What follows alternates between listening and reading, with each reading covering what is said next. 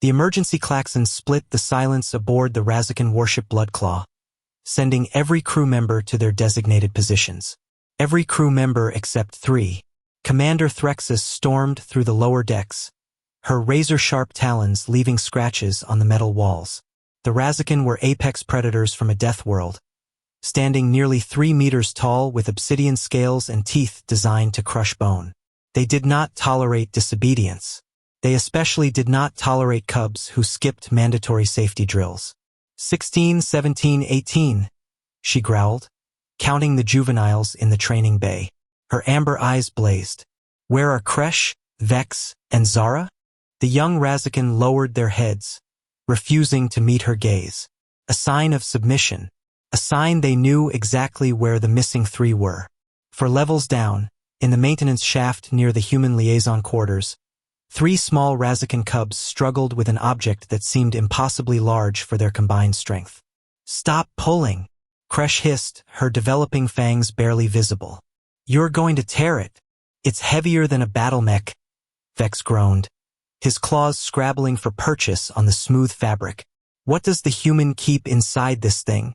Armor plating, Zara suggested, pushing from behind with all her might.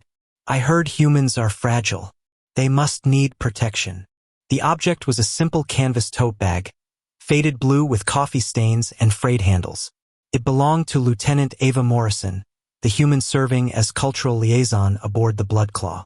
That morning, Ava had mentioned offhandedly that her bag strap was coming loose, and she needed to get it reinforced before it broke completely. She hadn't anticipated 3 cubs taking it upon themselves to deliver it to the fabrication lab. Threxus moved through the corridors like a hunting beast, which, in essence, she was. Her species had conquered 12 worlds through sheer ferocity. They understood strength, hierarchy, and discipline. What they didn't understand was why their military council had insisted on bringing a human aboard. Humans were weak. Humans were soft. Humans had no claws, no natural armor, no venom. They were prey animals that somehow convinced themselves they were warriors. She rounded the corner and froze. 3 cubs, each barely reaching her thigh, were dragging a human bag with determination that would have been admirable if it weren't so infuriating.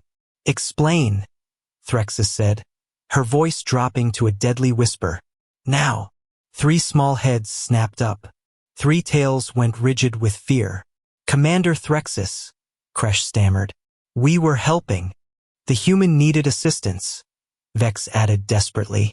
Her carrying vessel was damaged, Zara finished, as if this justified missing the emergency drill.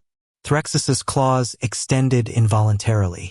She was about to unleash a reprimand that would echo through their nightmares when a voice interrupted. Commander, there you are. Ava jogged down the corridor, her movements fluid despite the heavier gravity the Razakan preferred. Humans adapted quickly. Threxus had to give them that much. I've been searching everywhere for these 3, Ava said, slightly breathless. She looked at the cubs with an expression Threxus couldn't quite interpret. Thank you for trying to help, but you shouldn't have skipped your drill for this. But you said it was important, Kresh protested, her voice small. You said this bag carried everything meaningful to you. Ava knelt down, bringing herself to their eye level. On a ship full of 3-meter predators, this gesture should have made her vulnerable. Instead, something about it commanded attention. It does carry important things, Ava said gently. But do you know what's inside? She opened the bag, revealing its contents. A worn paperback book, a photograph in a cracked frame, a small stone, a pressed flower in a clear sleeve. These are memories. This book was my grandmother's. This photo is from my first space deployment. This stone is from my home planet's last natural beach. This flower grew in my mother's garden. The cubs stared at the objects with confusion. These have no tactical value, Vex said. No, Ava agreed. But they have emotional value. They remind me who I am when I'm far from home. They remind me why I do this job, building bridges between species, finding common ground. She carefully closed the bag. But you know what I'll remember most about today? Not the bag or what's inside it. I'll remember 3 brave cubs who cared enough to help someone different from them. Threxus watched the exchange with growing unease. The cubs were looking at the human with something approaching reverence. And the human, this tiny, clawless creature, was looking at them with unmistakable warmth. "Lieutenant Morrison," Threxus said, her tone formal. "The cubs violated protocol. The consequences are mine to determine." "Of course, Commander," Ava said, standing. "But if I may speak freely, they weren't trying to cause trouble. They were practicing something my species values highly: compassion for others, even when inconvenient."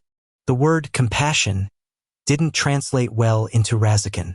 The closest equivalent meant weakness for lesser beings. Threxus's tail lashed once. "They will receive disciplinary training. Make it a teaching moment instead?" Ava suggested quietly. "Show them how to balance helpfulness with responsibility." They meant well. That's worth nurturing, not crushing. The three cubs looked between the two adults, hope flickering in their predatory eyes. Threxus felt something shift inside her chest, an unfamiliar sensation. Her species had built an empire on strength and fear.